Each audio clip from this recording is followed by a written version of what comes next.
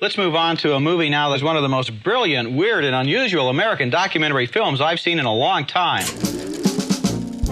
Roger Ebert was the definitive mainstream film critic in American cinema. He has been writing for half of the history of feature films.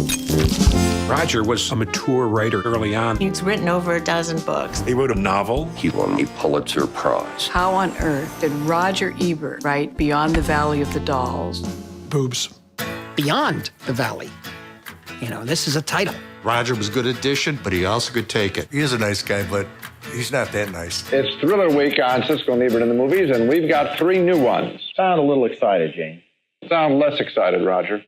Roger Ebert and Gene Siskel were the most powerful critics of all time. The perfect matching of opposites. Even though Roger wrote Beyond the Valley of the Dolls, Gene lived the life. These were towering figures clashing. It was, I'm gonna crush you. You give Benji the Hunter a positive review. That's totally unfair because you realize They almost didn't care what anyone else thought as long as they could try to persuade the other.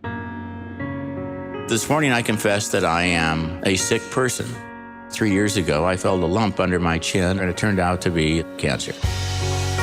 Roger had an inner core made of steel. You want to rest a little bit or work a little bit? Ask Steve, he's the director.